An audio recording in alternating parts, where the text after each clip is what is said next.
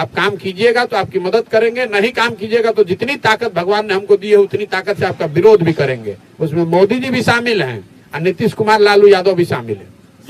हम डरते किसी से नहीं। चुनावी रणनीतिकार प्रशांत किशोर इन दिनों बिहार में जनस्वराज यात्रा निकाल रहे हैं। ऐसे में वे लगातार नीतीश सरकार पर आक्रामक नजर आ रहे हैं। कोरोना काल हो, बिहार की शिक्षा व्यवस्था हो या बेरोजगारी, सब पर उन्होंने जमकर तंज कसा है। और विशेषकर शिक्षा व्यवस्था को लेकर, जहां पर उन्होंने बिहार के काले शिक्षा व्यवस्था की पोल ही खोल कर रख दी है। जरा सुनिए क्या कुछ बोल रहे हैं प्रशांत किशोर। कोरोना के दौरान हजारों लोगों की मृत्यु हो गई, लाखों बिहार के बच्चे दर दर का ठोकर खाते रहे, पैदल चलते रहे, पूरा भारत में हम लोग हंसी के पात्र बन गए। नीतीश कुमार अपने बंगले से नहीं निकले, कोई प्रयास नहीं किया कि उन बच्चों की मदद की जाए। प्रयास चाह रहे थे इस्तीफा, प्रयास चाह रहे थे कि इस्तीफा, मतलब मैंने जब बंगले से बाहर नहीं निकले, इतने लाखों लोगों की मौत हो गई, आप कह रहे हैं, तो ऐसी परिस्थिति में आप सीएम से इस्तीफा चाह रहे थे कि हम इस्तीफा मांगने वाले कौन है? मैं अपना जो मूल्यांकन है उस आदमी के बारे में वो बता रहा हूँ। मेरी अपेक्षा थी कि भाई मुख्यमंत्री होने के नाते जब बिहार के लड़के रोड पर 2-2 हजार किलोमीटर पैदल चल रहे थे, बाहर तो जाए। मैंने उस समय फोन पर बात भी किया है कि दिल्ली में लड़के फंसे हुए थे। मैंने उनको ये भी सलाह दिया कि भाई कम से कम कुछ अफसरों को यहाँ बैठा दीजिए बिहार भवन में, बस से यहाँ से लड़के जा सकते हैं, क्योंकि दिल्ली सरकार ने लोगों को उठाकर यूपी बॉर्डर पे डंप कर दिया था। हजारों लोग तड़फड़ा रहे थे कि कैसे हम जाएं। और अगर बिहार सरकार ने 20 अफसरों को भी बैठा दिया होता दिल्ली में, 100 बसों की व्यवस्था कर दी होती, तो सारी स्थिति सुधर सकती थी। उन्होंने कोई उसका रिस्पॉन्स नहीं किया, तो उनका क्यों नहीं विरोध करेंगे। मैं और दूसरी बात, आपने जो कहा कि पहले किसकी मदद की, मैंने आपको पहले अपनी बात में कहा कि लोकतंत्र आपको ये बताता है कि आप जिस पर भी भरोसा करके मदद कर रहे कीजिए, लेकिन वो भरोसा 5 साल के लिए है। हम उनके बंधुआ मजदूर नहीं हैं।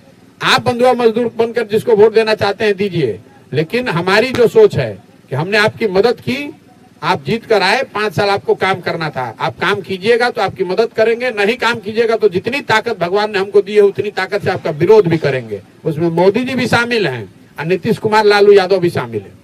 हम डरते किसी से नहीं। रोजगार पलायन के और किसानों के बाद तीसरी जो सबसे बड़ी समस्या है वो शिक्षा का ध्वस्त हो जाना है। मैं रोज कहता हूं कि नीतीश कुमार जैसे पढ़े लिखे मुख्यमंत्री के शासन काल में शिक्षा व्यवस्था का ध्वस्त हो जाना, ये उनके 17 साल के शासन का सबसे काला अध्याय है। ऐसा इसलिए कि मान लीजिए कि सड़क टूटी हुई है, कल एक अच्छी सरकार आ जाए तो सड़क बन जाएगी, लेकिन शिक्षा व्यवस्था जो ध्वस्त हो गई, 2 पीढ़ियां अनपढ़ हो गई। अगर कल बिहार में अच्छी सरकार आ भी जाए तो भी जो बच्चे इस शिक्षा व्यवस्था से पढ़कर निकल लिए, अब जीवन भर वो कभी वापस शिक्षित नहीं हो सकते हैं। उनको जीवन भर पढ़े लिखे समाज के पीछे ही चलना पड़ेगा। इसलिए इस समाज में शिक्षा के प्रति जो जागरूकता नहीं है, शिक्षा पर वोटिंग नहीं होती है, शिक्षा पर चुनाव नहीं होता है, लोगों को ये समझ में नहीं आ रही है बात कि सबसे बड़ा नुकसान, और इसका सबसे बड़ा नुकसान गरीब के बच्चों को है, गरीबों को है। क्योंकि जो जिसके पास थोड़ा बहुत भी आर्थिक साधन है वो तो अपने बच्चे को प्राइवेट स्कूल में पढ़ा रहा है, लेकिन जो गरीब आदमी है उसके लिए गरीबी से निकलने का एकमात्र जरिया जो शिक्षा थी वो खत्म हो गया। जैसे हम लोग खुद जिस परिवार से आते हैं, हमारे दादा मजदूर थे, बैलगाड़ी चलाते थे, तो बाबूजी हमारे पढ़े तो डॉक्टर हो गए। हम लोग सरकारी स्कूल से पढ़े हैं फिर तभी तो यहाँ बैठ के बात कर रहे हैं। लेकिन अगर पढ़ाई होगी ही नहीं तो कोई गरीब का बच्चा आगे निकल ही नहीं सकता है। ये दुर्दशा है, और ये दुर्दशा इसलिए है कि समता मूलक शिक्षा व्यवस्था बनाने के नाम पर ये लालू नीतीश के राज में हर जगह स्कूल खोल दिया गया। ना उसके गुणवत्ता की चिंता की गई, ना शिक्षा के शिक्षकों की चिंता की गई। तो हुआ ये है कि जहाँ पर बिल्डिंग है वहाँ पर शिक्षक नहीं है, जहाँ शिक्षक है वहाँ बिल्डिंग नहीं है, जहाँ दोनों है वहाँ बच्चे ही नहीं है। ये स्थिति है।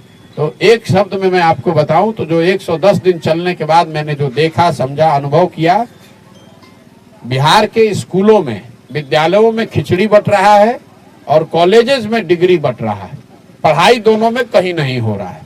जैसा कि आपने देखा किस तरह से प्रशांत किशोर ने एक एक करके, वो कोरोना काल हो, बिहार की बेरोजगारी हो या फिर बिहार की शिक्षा व्यवस्था का कच्चा चिट्ठा, सबके बारे में बात की कि किस तरह से बिहार में जहां पर बिल्डिंग नहीं है तो वहां पर शिक्षक है, जहां शिक्षक है तो वहां बिल्डिंग नहीं है, और जहां बिल्डिंग और शिक्षक दोनों हैं वहां पर बच्चे नहीं हैं।